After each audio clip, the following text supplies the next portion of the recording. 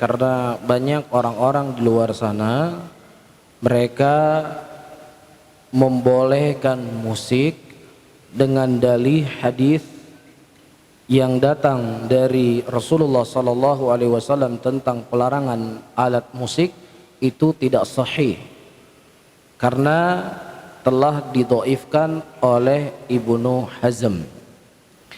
Perlu untuk ketahui, hadisnya disebutkan oleh Imam Bukhari dengan sighah al-mu'allaq.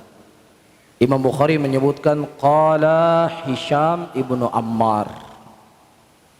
Ya, ini kata Ibnu Hazm rahimahullah, ya, termasuk dari kismul hadis dhaif. Apa itu hadis mu'allaq? Saya contohkan. Al-Imam Abu Dawud rahimahullah menyebutkan di dalam musnad, dalam sunan beliau, satu sanadul hadis. Contohnya begini.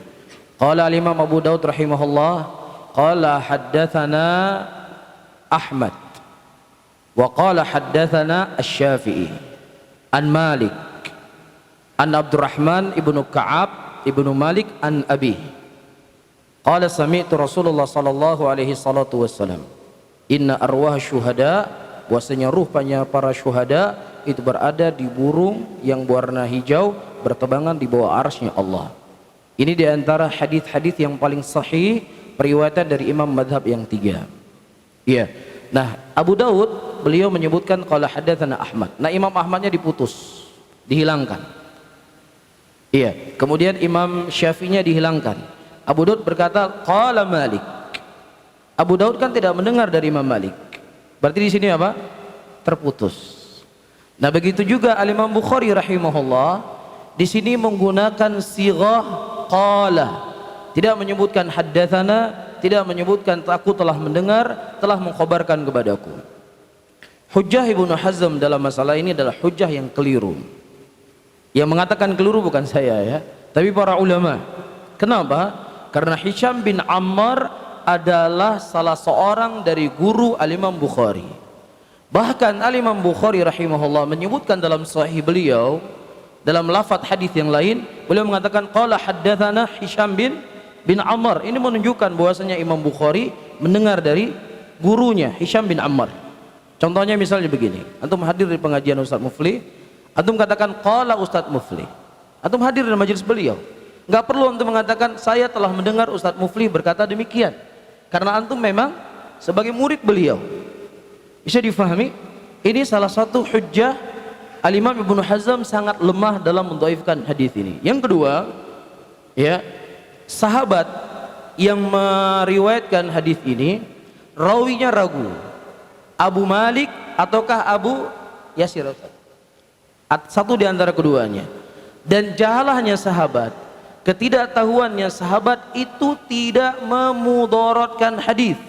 Karena seluruh para sahabat itu udul. Apakah hadisnya diriwayatkan dari Aisyah, apakah dari Abu Hurairah, apakah dari Ibnu Umar, apakah dari Ibnu Abbas, tidak memudaratkan hadis. Selama orang yang meriwayatkan hadis dari sahabat tersebut mendengar dari sahabat, sehingga tidak ada hujjah sama sekali dari pendhaifan Al-Imam Ibnu Hazm hadis Rasulullah sallallahu alaihi wasallam, yakunna min ummati yastahiluna al-hir wal haril wal ma'azif. Jadi fahami, kalaupun seandainya hadis inilah hadis yang lemah, kalau lebah, ya, bukan hanya hadis ini saja yang digunakan oleh para ulama tentang haramnya musik. Di antaranya Allah mengatakan wa minan nasi may yashtari lahwal hadits liyudhillu an sabilillah. Ada di antara manusia menggunakan lawal hadis, menyesatkan manusia dari jalan Allah. Antum baca tafsir dari Ibnu Abbas, dari Ibnu Umar, dari Dhahak, dari Qatadah. Apa kata mereka tentang hadis, tentang lawal hadis ini? Dan juga disebutkan hadis dari Nabi sallallahu alaihi wasallam, sayakunu fi akhir zaman qadhfun wa khasfun wa maskhun. Mata dzalik ya Rasulullah? Idza dhahara al-ma'azif wal qainayat. Akan datang nanti di akhir zaman orang-orang akan ditenggelamkan ke dalam tanah, akan diubah rupanya dan akan dilempar dengan bebatuan. Para sahabat bertanya, kapan itu ya Rasulullah? Terjadi enggak? Manusia ditenggelamkan dalam tanah. Kata Nabi SAW, ketika alat musik sudah tersebar, ketika biduan-biduan wanita bernyanyi di sana sini, terjadi. Ya, dan juga terakhir ditanyakan kepada Abdullah ibnu Abbas, wahai ibnu Abbas, di mana orang-orang yang bernyanyi hari ini, bermusik hari ini nanti di yaumul qiyamah? Kata Abdullah ibnu Abbas, kira-kira dia bersama solihin atau bersama orang yang toleh? Kira-kira pemusik itu bersama orang baik atau bersama orang jelek nanti di yaumul qiyamah? Abdullah ibnu Abbas tanya kembali, kemudian dia menjawab, ya bersama orang jelek. Ya sudah, ente sudah fatwa diri ente sendiri. Pemusik itu di mana nanti di yaumul qiyamah? Dengan orang yang jelek.